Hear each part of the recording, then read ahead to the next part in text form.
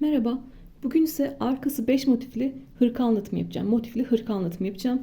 Burada hanım dilendi, bey beğendi motifi kullanmıştım.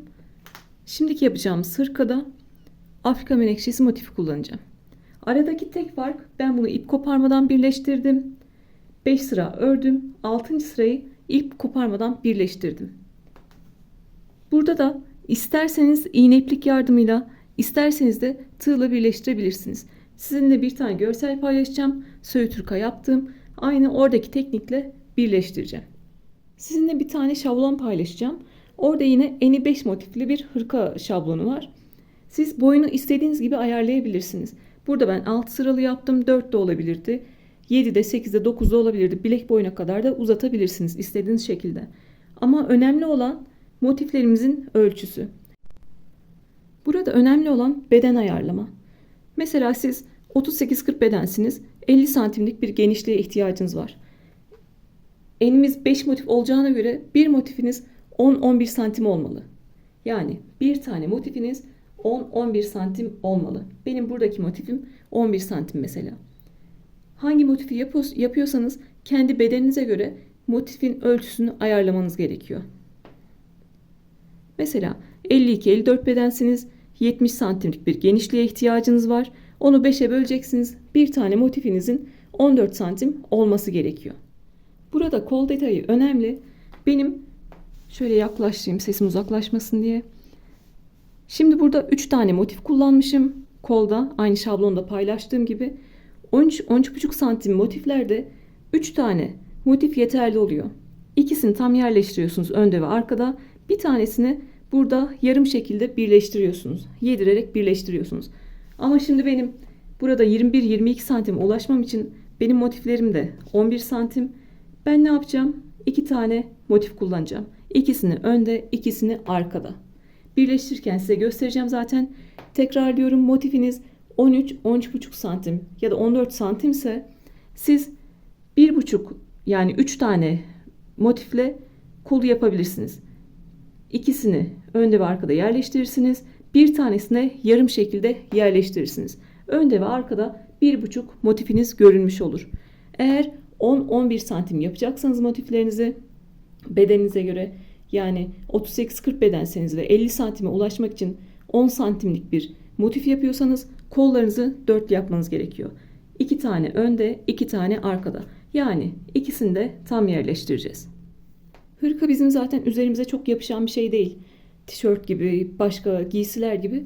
O yüzden biraz daha bol yapabilirsiniz. Normalde mesela bize satılırken ya da diğer yerlerde gördüğümüzde ne diyorlar? 36-42 beden diyorlar. Ona göre mesela 36 beden de giyebiliyor, 42 beden de giyebiliyor. Çok böyle kendinizi sınırlamayın. İlla işte ben 38-40 bedenim 50 santim yapmam gerekiyordu. 52 santim oldu. Motifim işte 10 santim olması gerekiyordu. 11 santim oldu. Onlara çok takılmayın.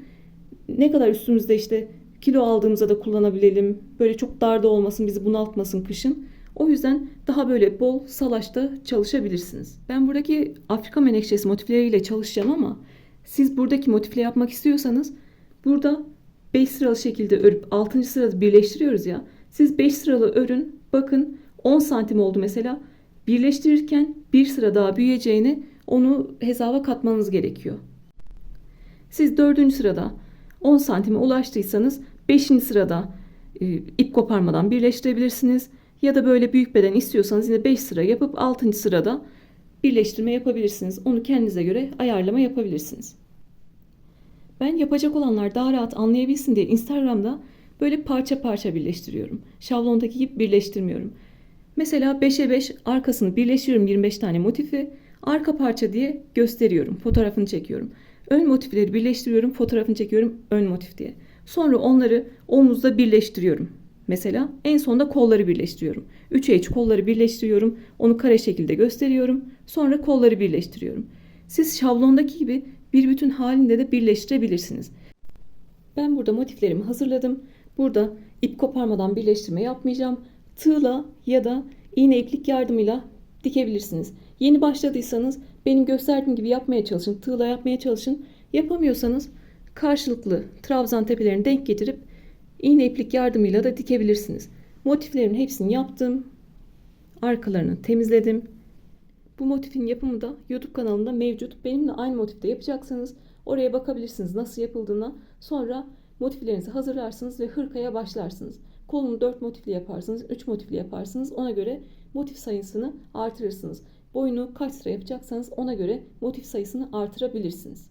Artık motiflerimizi birleştirmeye, hırkaya oluşturmaya başlayalım. Motiflerde Alize Cotton Gold ve yarn arçiz ipler kullandım. 2.75 milim tığ kullandım. İkisinde de aynı renkler var aslında ama sadece renklerin sıraları değişik.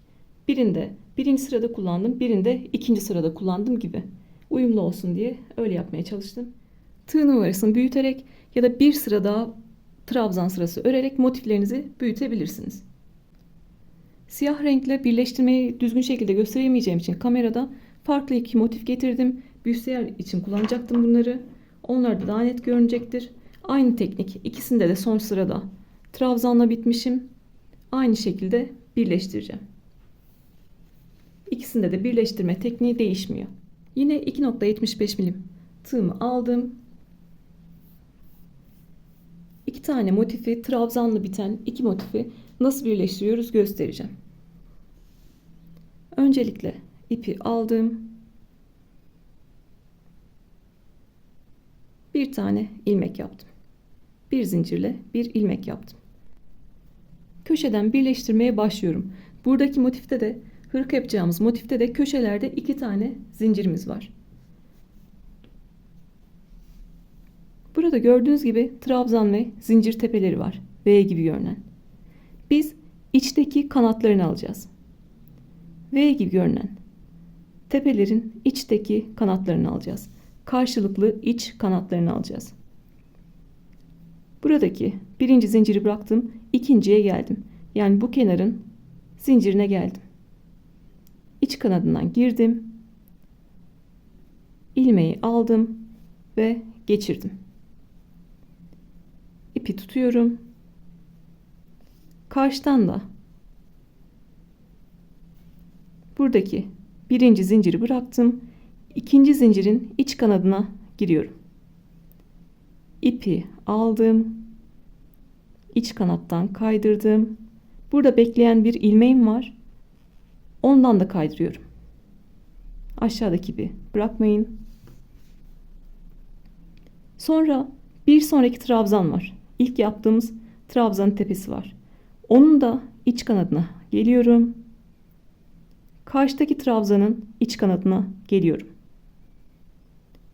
İpi aldım. Sol elimdekinden geçirdim ve sağdaki ilmekten geçirdim. Bir sonraki trabzana geldim. İç kanadı aldım. Bir sonraki trabzana geldim. İç kanadı aldım. 3 tane ilmek görünüyor. 3 tane ip görünüyor. Üçünü birlikte alıyorum. Bir sonrakine geldim. İç kanadı aldım. Bir sonrakine geldim. İç kanadı aldım. Üçünü birlikte alıyorum. İpinizi sıkmayın. Tığınızı sıkmayın. İpi gevşek tutun, buradan geçen ipi. Karşılıklı aldım ve ipi geçirdim. Yine karşılıklı aldım, ipi geçirdim. Bu tarafta 5. trabzanın tepesini alıyorsam bu tarafta 5. trabzanın tepesini alıyorum. 6. trabzanın iç kanadını aldım. Bu tarafta da 6. trabzanın iç kanadını aldım. Ve ipi üçünden geçirdim. Burada sıkı sıkı yaparsanız zorlanacaksınız. Elinizi gevşek bırakın. Sırasıyla karşılıklı iç kanatları alıyoruz böyle.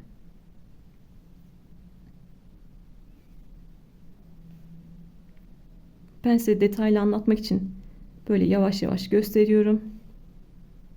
Siz normal yaptığınızda hiç zorlanmadan böyle bir ondan alarak böyle hızlı hızlı bitirebileceksiniz.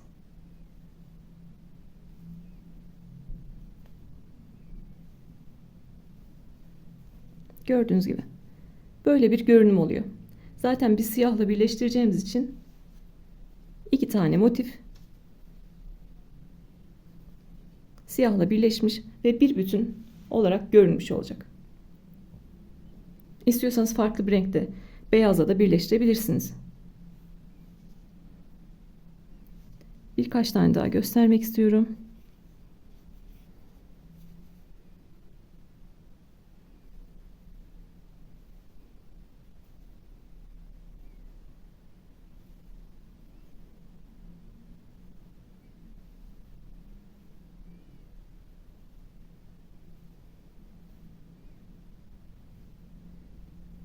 Çok kolay bir yöntem. Görselini paylaşırım. Söğüt hırkayı da böyle birleştirmiştim. Onun da videosu var Instagram'da.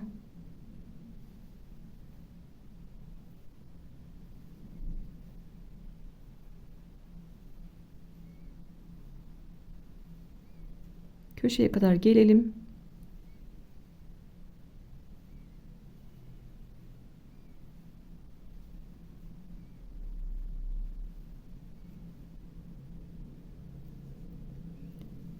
Karşılıklı en son trabzanları da aldım. Burada 2 zincirim vardı. Buradaki ilk zinciri alıyorum. Ve iki kenarı birbirine eklemiş oldum.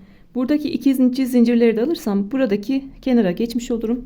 O yüzden birinci zincirleri kullanıyoruz. Bu kenardaki birinci zincirleri kullanıyoruz. Böyle 2 tane motifi birleştirdik. Bir üst sıraya nasıl geçiyoruz? En son zincirleri yapmıştık. Yine aynı şekilde buradaki ikinci zincir alıyorum. Buradaki ikinci zinciri alıyorum ve üçünü çekiyorum. Yine sırasıyla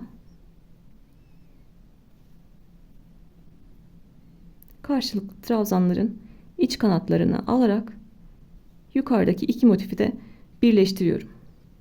Bu şekilde boyunu istediğiniz kadar yapabilirsiniz. İster sadece arkayı önü ayrı ayrı yapın, isterseniz şablondaki gibi bir bütün olarak birleştirin.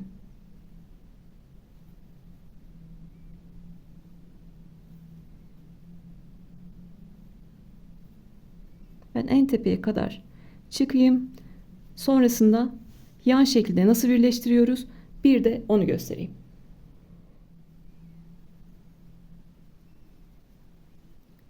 En son bu kenardaki birinci zincirde aldım. Bu kenara ait olan zincirde aldım ve birleştirdim. Şimdi biz bunu 2 sıra yaptık ama siz artık boyunu bitirdiğinizi düşünün. Kaç motif yapacaksanız o kadar bitirdiğinizi düşünün. Kaç sıra yapacaksanız. En son bir tane zincir çekiyorum. İpi yeteri kadar uzatıp buradan ipimi kesiyorum. Sonrasında en son onu hırkamız bittiğinde gizleyeceğiz. Şimdi boyunu yaptık. Enini nasıl birleştiriyoruz? Onda da aslında değişen bir şey yok.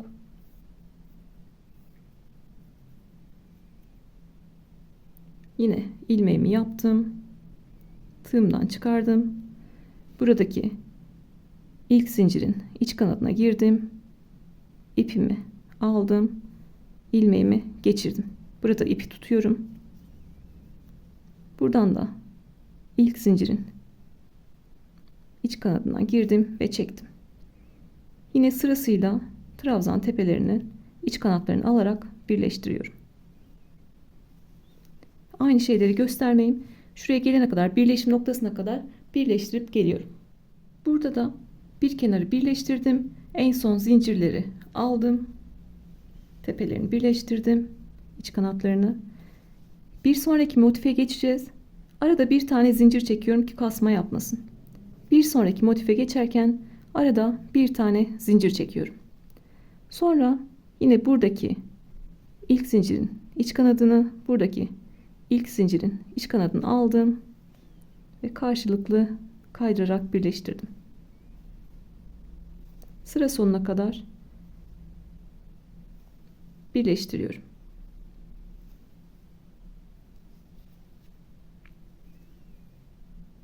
Gördüğünüz gibi burada değişen tek şey İki motiften bir üst sıraya geçerken arada bir tane zincir çekiyoruz ki kasma yapmasın.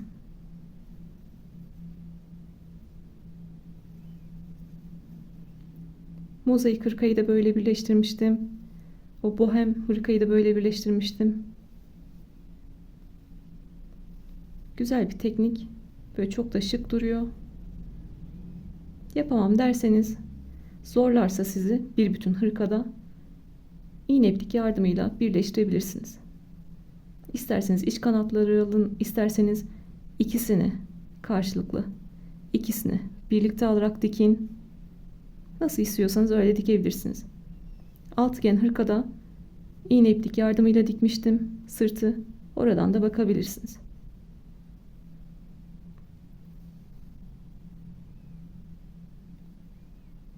Sıra sonuna kadar geleyim artık.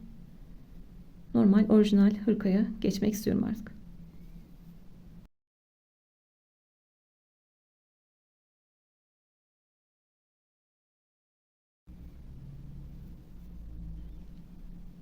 Sıra sonuna geldim. Bir zincir çektim ve ipimi yeteri kadar uzatıp kesiyorum. Gördüğünüz gibi motifleri birleştirmiş olduk. Motif birleşimini size göstermiş oldum. Çift kişilik bir battaniye de yapsanız, bebek battaniyesi de yapsanız, hırka da yapsanız, yelek de yapsanız, çanta da yapsanız, mesela arkaya da 4 tane motif yaparsınız, kenarlardan birleştirirsiniz ve bir tane çanta elde etmiş olursunuz. Askılarını da yaparsınız. Onun gibi mantığı değişmiyor. Tekniğin mantığı değişmiyor. Parçaları hırka haline getirmeden önce birleştirme yaptığımız ipleri nasıl gizliyorum onu göstermek istiyorum. Yine burada göstereceğim, siyahta görünmediği için. En son bir zincir çekip sabitlemiştik. Buradan geçiriyorum. Çok sıkı sıkı bu ipi çekmiyorum ki bu ortada bir boşluk oluşmasın. Sonra buradan bir zincirle sabitliyorum. Yıkandığında, giyildiğinde sökülmesin diye, ipim geri çıkmasın diye. Sonrasında uygun gördüğünüz yerlerden, dışarıdan belli olmayacak yerlerden ipinizi geçirerek gizleme yapabilirsiniz. Ben burada beyazı takip ediyorum ama siyah renkle yaptığımda buradan gizlemiştim. Çünkü siyahta siyah belli olmayacak. Buradan gizlemek daha garanti olurdu. Ama beyazda dışarıdan görünür diye, ön yüzünde görünür diye burayı kullanmadım. Beyaz rengi takip ediyorum. İstediğiniz kadar, ister bu ipin sonuna kadar gizleyin. Yeter dediğiniz noktada motifi esnetin. Dışarıda kalan ipi keserek ipini temizlemiş oluyorsunuz. Bu şekilde. Ben buradaki bütün ipleri aynı şekilde temizledim. Hiçbirinde de dışarıdan bir görünme yok.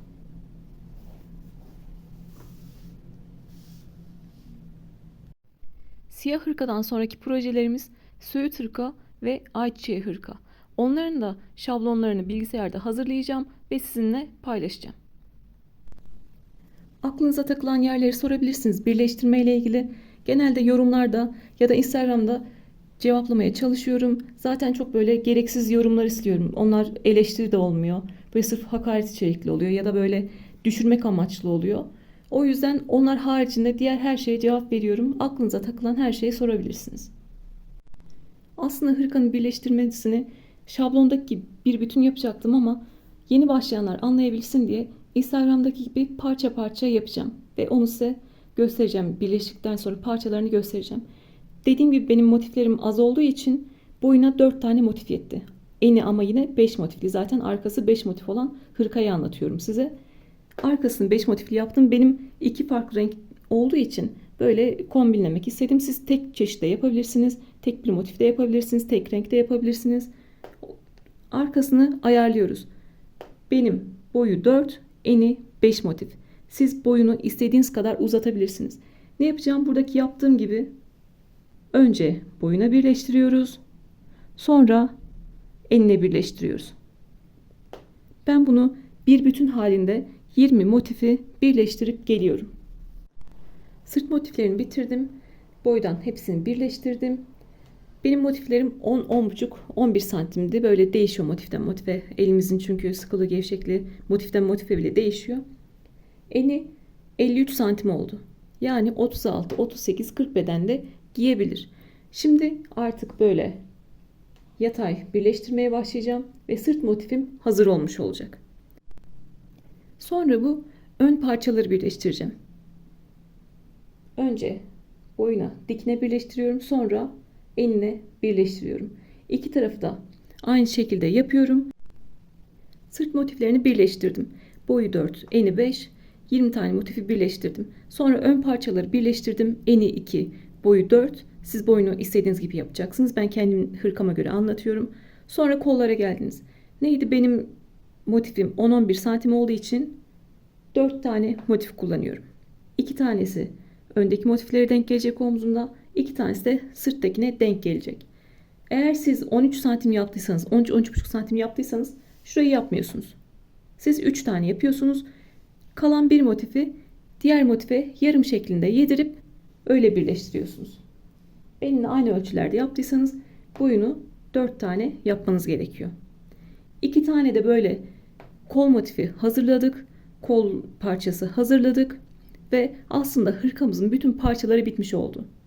Şablondaki gibi birleştirmeyecekseniz hırkamız bir tane sırt parçasından, 2 tane ön parçadan, sağ ve solumuza gelecek parçadan, 2 tane de koldan oluşuyor. Yani toplam 5 tane parçamız olmuş olacak bizim. Birleştirilmiş 5 tane parçamız olmuş olacak. Sonra onları bedende birleştireceğiz ve hırka haline getireceğiz. Ben hırkanın bütün parçalarını bitirdim. Bu sırt parçası.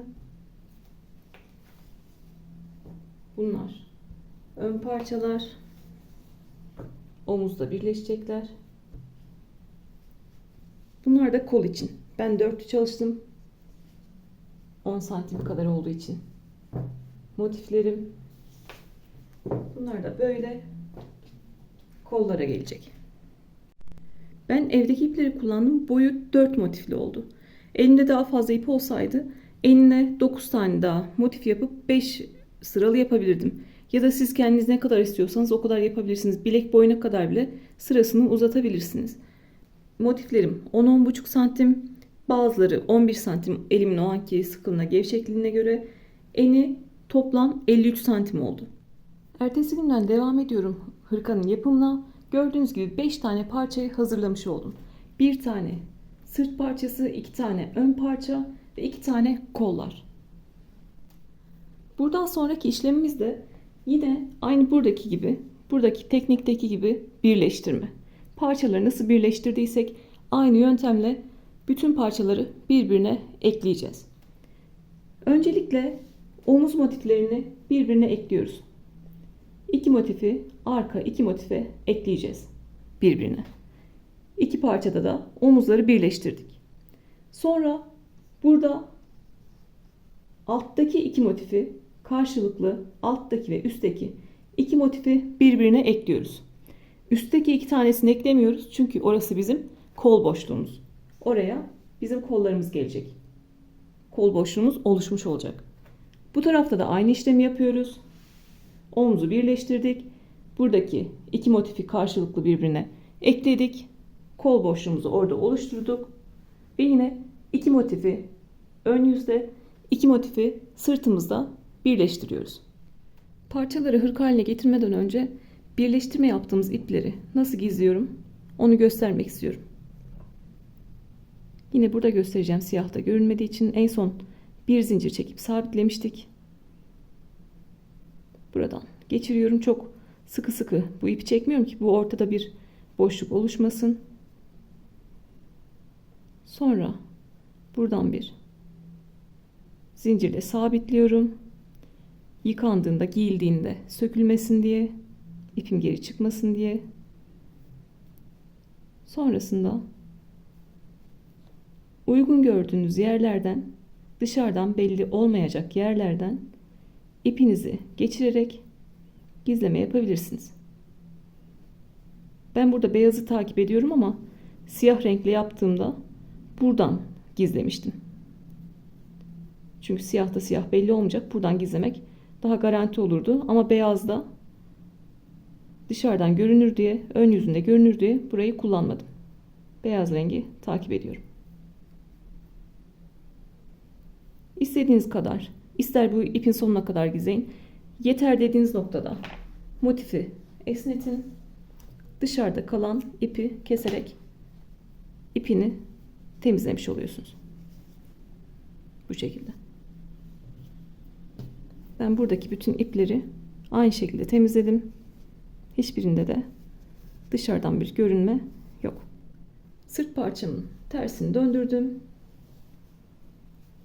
Bir tane de ön parçamı alıyorum. Şuna da dikkat ediyorum. Böyle akışta olsun. Burada en son sırtta beyazla bitmişiz. Burada gri renkle devam ediyorum. Bir sonraki motifle, farklı olan motifle devam ediyorum.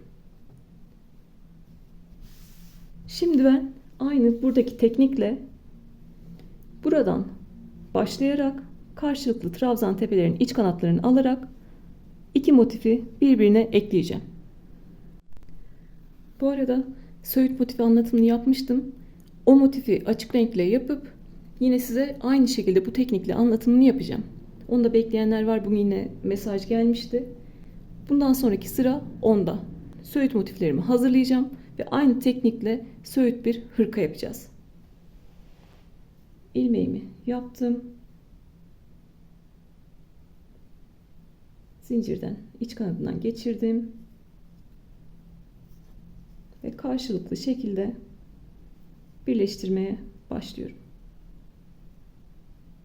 Burada size bir şey daha göstermek istiyorum. Şimdi mesela bunu kol ya da omuzları birleştiriyoruz gibi düşünün. Buradan başladık. Zincirlerin ilkini alarak karşılıklı alarak başladık. En son buradaki zincirleri de karşılıklı aldık. Normalde ne yapıyorduk? Bir zincirle karşıya geçiyorduk. Ben burada bir zincir çekip karşıya geçsem arada bir boşluk oluşacak. Zincir çekmeden geçsem yine boşluk oluşuyor ve kasma yapıyor. O yüzden birleştirme noktaları karşılıklı gelince ne yapıyorum? Mesela şurayı alalım önce. En son karşılıklı zincirleri aldım.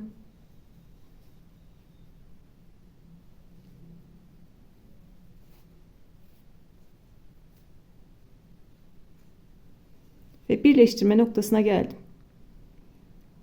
Buradan bu birleştirme noktasından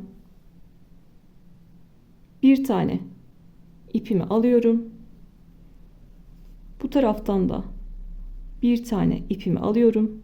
Bu benim birleştirme yaptığım ip. Yine üçünü birlikte çekiyorum. Sonrasında bir sonraki motifteki zincirlere geçiyorum. Ben böyle yaptığımda arada ne bir boşluk oluyor ne de bir kasma yapıyor. Buralarda ne yapmıştık? Bir sonraki motife geçerken bir tane zincir çekmiştik kasma yapmasın diye. Burada da yine kasma yapmasın ve arada boşluk olmasın diye video normal ilerlerken birden bulanıklaşıyor. O yüzden sürekli kesip tekrar söylemek zorunda kalıyorum. Burada en son zincirleri aldık. Bir sonraki motif için buradaki birleştirme iplerinde bir kanadını aldık. Bir sonraki motife öyle geçtik. Arada ne bir boşluk oluyor ne de herhangi bir kasma oluyor böylece. Onu da detay olarak söylemek istedim. Tek fark eden o. Karşılıklı buralara geldiğinizde buralardan da bir tane ip alarak karşılıklı birleştiriyorsunuz.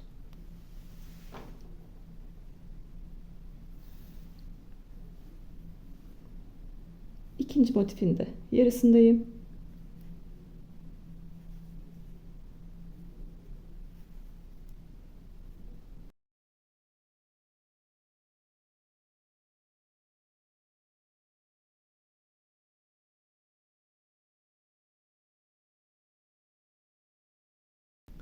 En son zincirleri de aldım. Bir zincir çekip ipi yeteri kadar uzatıyorum. Ve ipimi kesiyorum. Gördüğünüz gibi bir tane ön parçayı arkaya eklemiş olduk. Ben bunu şablondaki gibi birleştirseydim hiç böyle burada bir parça ayrımı yapmayacaktım. baştan aşağı 8 boy olarak, 8 motif olarak örecektim. Bu tarafta da aynısını yapacaktım. Ve sonrasında böyle ikiye katlayarak sadece buradan birleştirmemi yapacaktım. Ama ben yeni başlayanlar anlasın diye, daha rahat anlasın diye Instagram'daki gibi anlatmaya çalıştım. Aynı burada yaptığım işlemi, birleştirme işlemini bu tarafta da yapıyorum. Diğer ön parçayı alıyorum. Burada farklı bir motifim var. Buraya diğer motifi denk getiriyorum. Karşılıklı çevirdim. Ve yine ilmek yaparak, buradaki ilmeği de çok kısa tutmuyoruz ki sonrasında gizlemesi kolay olsun. Yine aynı şekilde baştan sona birleştiriyorum.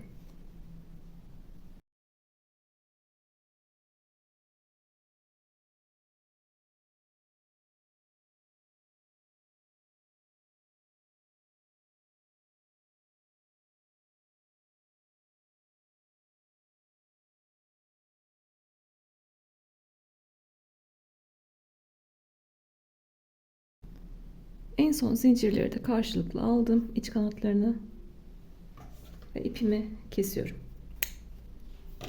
Diğer ön parçamı da birleştirmiş oldum. Bu noktada isterseniz bu iki parçayı birbirine ekleyip yelek olarak da kullanabilirsiniz. İki ön parçayı da sırta birleştirdik. Dediğim gibi bu aşamada yanları birleştirip yelek olarak kullanabilirsiniz. Etrafından lastik geçerek. Ben de artık bu noktada bu iki tane motifi karşılıklı birleştireceğim. İki tarafta da ve şu an için sadece yelek formu vereceğim. Sonra kollarını yerleştirdiğimizde de hırka formuna geçmiş olacak. Şimdi iki tarafta da yan kısımları, iki kısmı birbirine ekliyorum. Dediğim gibi hep aynı şeyler, aynı birleştirme tekniği. Onlarla sizi boğmak istemiyorum. İki tarafı da birleştirip geliyorum. Bakın gördüğünüz gibi alttan iki motif birleştirdim. Yelek formunu verdim ve burası da bizim kol boşluğumuz. 1, 2, 3, 4 tane motif gelecek buraya.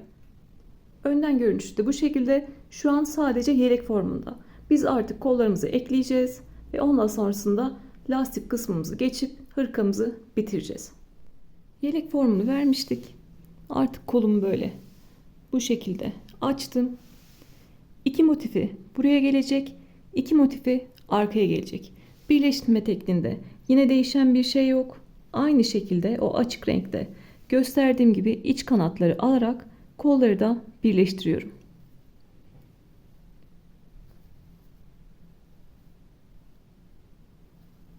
Buradan başladım. Dönerek arkaya geleceğim. Kolum birleşmiş olacak bedene. En son ipimi koparmıyorum. Bu noktada buradan birleştirmeye başlayıp kol ağzına kadar geliyorum.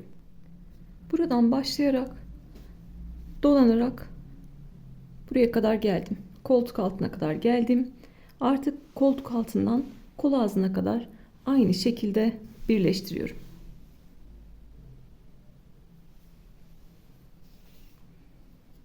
Diğer kolda aynı şekilde yapacağım.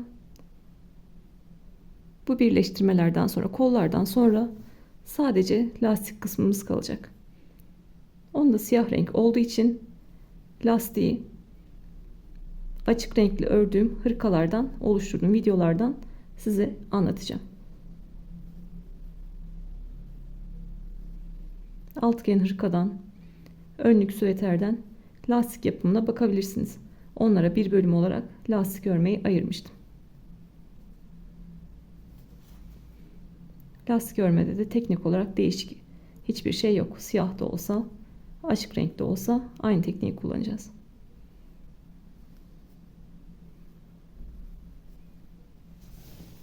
Ben burada size gösterebilmek için kol ağzına kadar geleceğim. Burada bir zincirle ipimi keseceğim. Sonra diğer kolu yapacağım.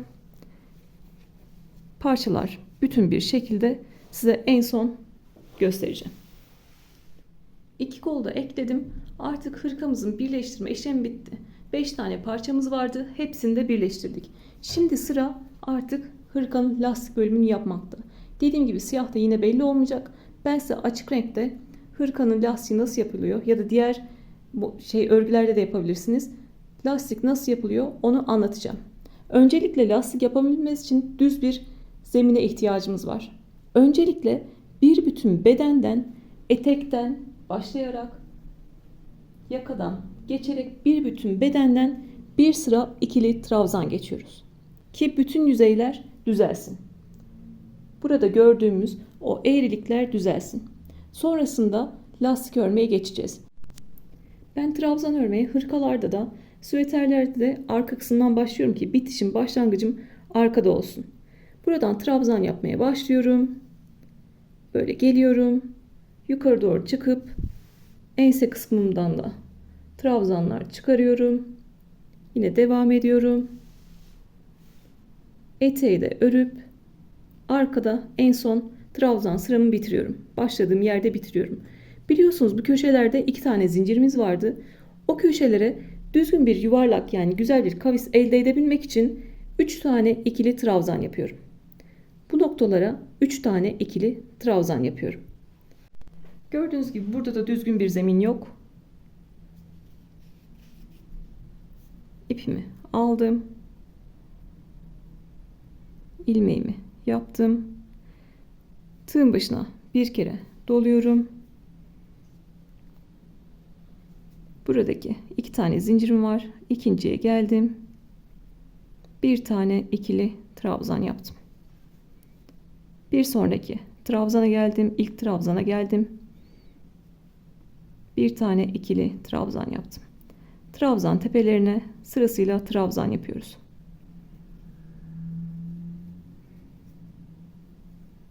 Ortadaki birleştirme yerine kadar trabzanla geliyorum. Bu parçada tekniği gösteriyorum.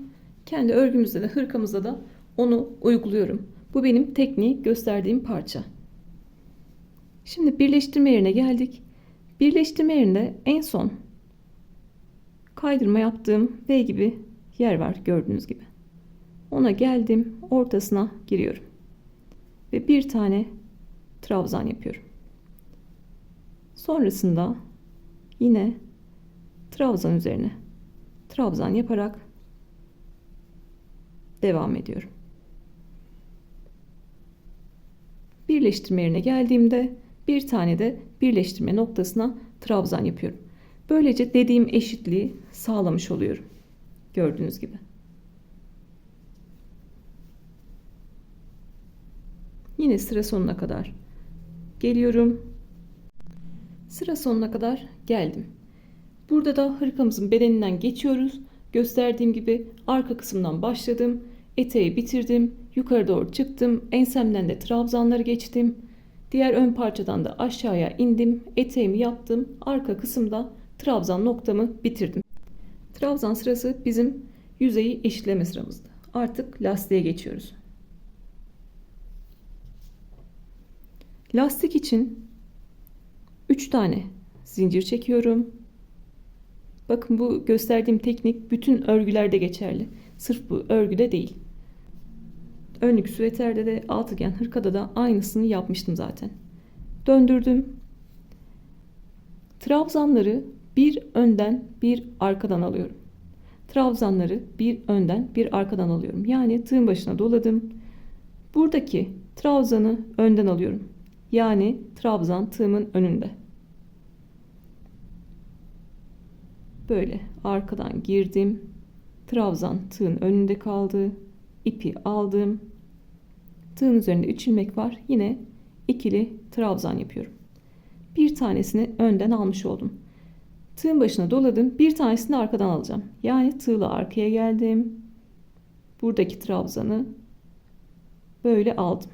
Trabzan tığımın arkasına kaldı. Bir önden bir arkadan alıyoruz. Bu demek. Trabzan tığın arkasına kaldı. İpimi aldım. Bir tane ikili trabzan yaptım.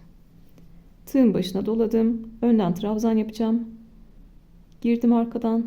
Trabzan önde kaldı. İkili trabzan yaptım. Tığın başına doladım. Arkadan alıyorum. Tığın başına doladım. Önden alıyorum. Gördüğünüz gibi lastik modelini yapmış olduk. Bir önden alıyorum trabzanı, bir arkadan alıyorum. Önden almak demek trabzan tığın önünde olacak demek. Arkadan almak demek trabzan tığın arkasında kalacak demek. Bir önden bir arkadan örerek lastiğimizi yapıyoruz. Sonuna kadar gittiğimi düşünün. Lastiğimizi yaptık. İstediğiniz sıra kadar lastik örebilirsiniz. Bir üst sıraya nasıl geçiyorum?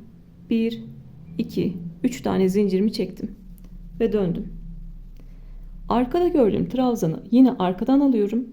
Önden gördüğümü önden alıyorum. Artık işim daha kolay. Arkada görünüyor zaten trabzanım. Onu arkadan aldım.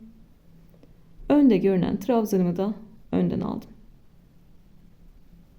Arkada görüneni arkadan alıyorum. Önde görüneni önden alıyorum.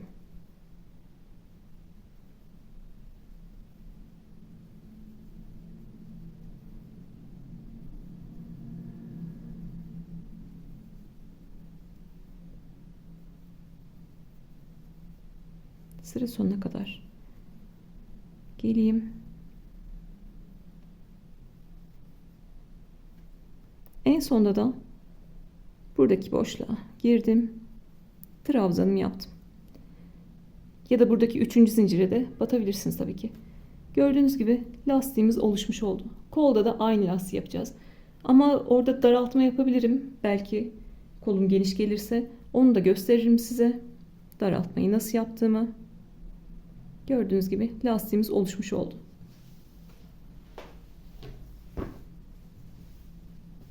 Önce bedenden bir sıra trabzan çıkaralım. Sonra istediğimiz sıra sayısı kadar lastik örelim. 4 sıra mı istersiniz, 5 sıra mı istersiniz? Örüp üstünüze denersiniz. Yeter geldiği noktada lastik örmeyi bırakabilirsiniz. Buradaki tabii ki ense noktasında, yaka kısmında çok da lastikle daraltmamak lazım. Kolda daraltma yapmadığım modelleri de gösteririm. Onda yine aynı bu şekilde bir sıra trabzan çıkarıyorum. Üstüne lastik örüyorum. Daraltma yapmamak bu demek. Birebir olduğu şekliyle örüyorum. Ama burada benim kolum geniş. Bu kadar geniş istemiyorum. Genelde de koltuk altından kol ağzına kadar, yani bileğe kadar 43-44 santim yeterli geliyor. Ben burada bakacağım. Burası 30 santim mi? O zaman 13 santimlik bir lastik öreceğim. Ki bana yeterli gelsin kol uzunluğu. Tabi kolunuza göre değişir, üstünüze denersiniz lastik yaptıkça. Yeterli uzunluğa geldiğinizde, bileğinize geldiğinde lastik örmeyi bırakırsınız. Siz belki 10 sırada ulaşırsınız. Belki başkası 11-12 sırada ulaşabilir. Orası biraz elimizin sıklığına, gevşekliğine göre değişir. İpimizin inceliğine, kalınlığına göre değişir. Kolumuzun uzunluğuna göre de değişir. Şimdi bu meşhur parçamızdan bir tane de kol oluşturdum. Bugün çok işimize yaradı. Yine aynı bir sıra kol ağzından trabzan geçiyoruz. Burada daraltmayı nasıl yapıyorum onu göstereceğim. Yine 3 zincirle yükseldim. Lastik yapma tarzım değişmeyecek. Yine önden ve arkadan alacağım ama bu sefer önden ve arkadan 2 tane alacağım. Normalde bir tane alıyordum. Daraltma yapmak için bu sefer 2 trabzanı birden alıyorum ve önden örüyorum. 2 trabzanı arkadan alıyorum, arkadan örüyorum. İkisini önden aldım, ördüm. İkisini arkadan aldım ve ördüm. İkisini önden aldım. İkisini arkadan aldım.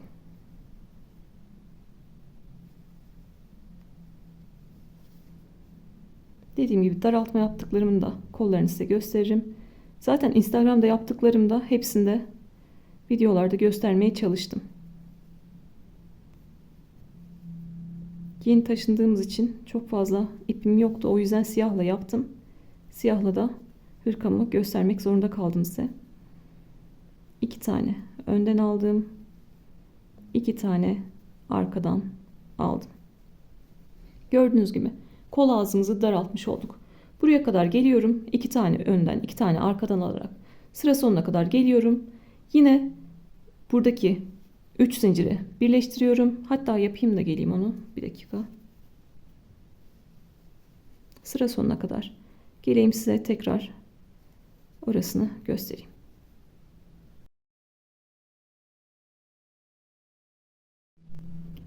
Sıra sonuna geldim. 2 tane önden 2 tane arkadan alarak en son buradaki 3. zincire geldim, tepesine ve kaydırdım. Tekrar 3 tane zincir çekiyorum. Bu sefer 2'yi 1'e düşürmüştük ya. Bütün sıralarda tek örmeye devam ediyoruz. Bir önden alıyorum, bir arkadan alıyorum. Bir önden alıyorum, bir arkadan alıyorum. Artık daraltmamızı yaptık. Bundan sonrasında tek şekilde örerek istediğimiz sıra kadar kol lastiğimizi örüyoruz.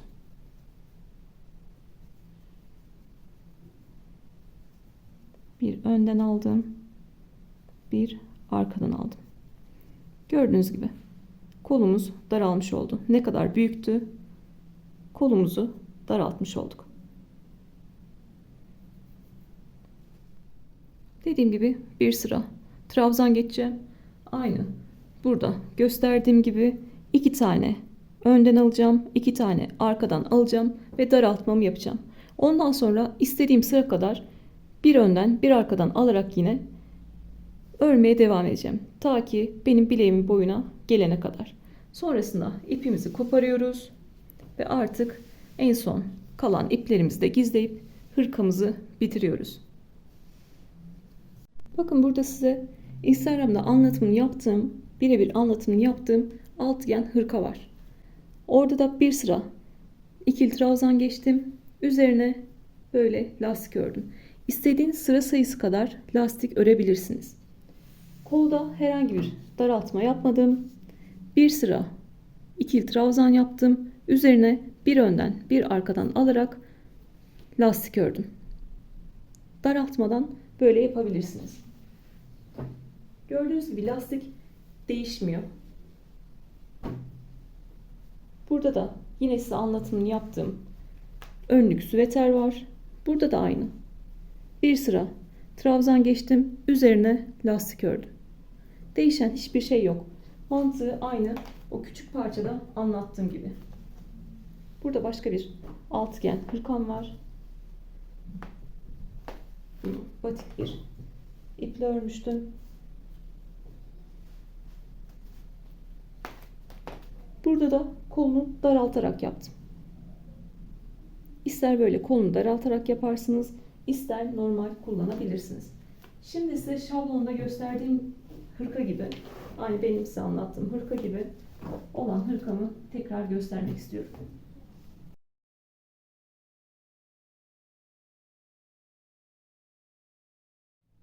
Bu da büyük beden şablona göre çalıştığım bir hırka. Burada da yine trabzan çıkardım ve lastik ördüm. Kollarında 2 tane alarak 2 tane önden 2 tane arkadan alarak daraltma yaptım. Bir sıra trabzan geçtikten sonra 2 trabzanı önden 2 trabzanı arkadan aldım. Daraltma yaptım. Sonra kaç sıra örmüşüm? 2 tane aldıktan sonra 1, 2, 3, 4, 5, 6, 7, 8, 9, 10. 10 sıra üzerine örmüşüm.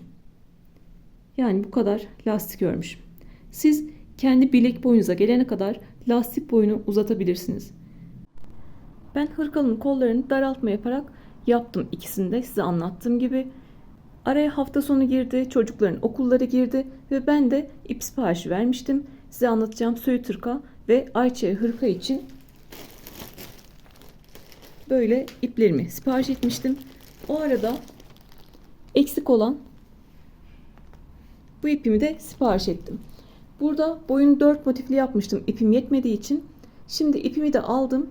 Aynı birleştirme tekniğiyle eteğine 9 tane daha motif ekleyeceğim ve boyunu 5 sıraya çıkaracağım. Sonra etrafından bir sıra ikili trabzan geçeceğim ve üzerine lastik örüp hırkamı bitireceğim. Eksik ipimi de alınca 9 tane daha motif yaptım. etek kısmına 9 motifi ekledim ve boyunu 5 sıraya çıkarmış oldum. Sonrasında tüm bedenden bir sıra ikili trabzan geçtim. Üzerine size gösterdiğim gibi yine lastik ördüm. Böyle yakından da göstermek istiyorum. Tüm bedenden arkadan başlamak üzere ikili trabzan çıkardım. Sonrasında üzerine lastik ördüm. Bir önden bir arkadan alarak lastik ördüm. Gördüğünüz gibi. Burası trabzan çıkardığım sıra, üzerine 1, 2, 3, 4. 4 sıra lastik ördüm. Siz istediğiniz sıra sayısı kadar örebilirsiniz. Ama önemli olan burada ensedeki boşluğu çok fazla daraltmamak. Trabzan geçerken, bir sıra trabzan geçerken buradaki köşe noktasına 2 zincirlik boşluğa 3 tane ikili trabzan yaptım. Ve buradaki bu kavisi vermiş oldum. Kol lastiğinde de açık renk motifte gösterdiğim gibi daraltmamı yaptım. 2 tane önden 2 tane arkadan aldım trabzanları. Onun üzerine 12 sıra lastik ördüm. Yine bir önden bir arkadan alarak lastik ördüm.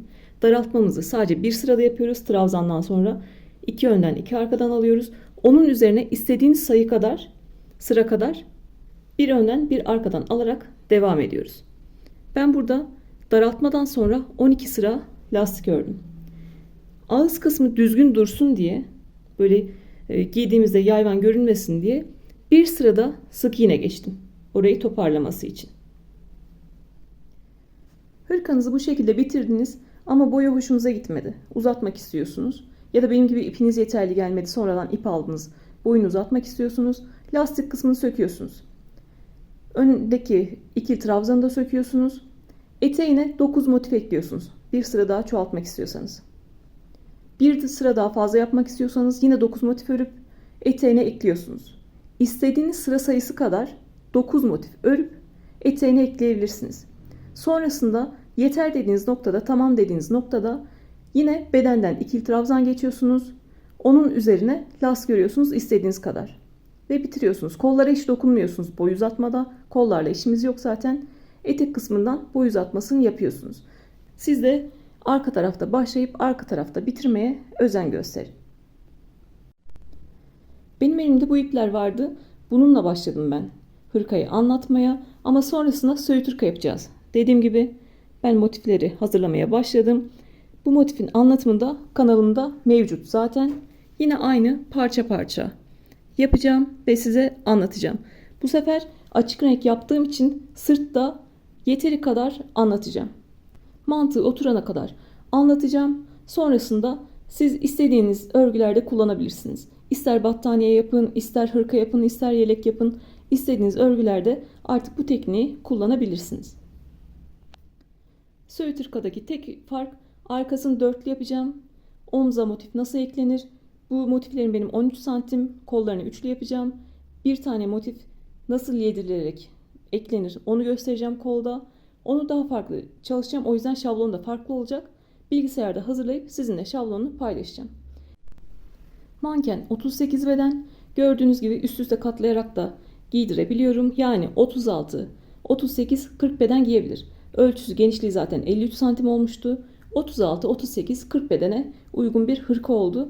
Verdiğim yetişkin beden ölçü tablasına göre kendinize göre hırkanızı ayarlayabilirsiniz. Hırkada herhangi bir düzleştirme işlemi yapmadım. Zaten ütü kullanmıyorum. Çünkü ütü kullandığımızda bu pamuklu bir iplik. İpliğin yapısı değişecektir.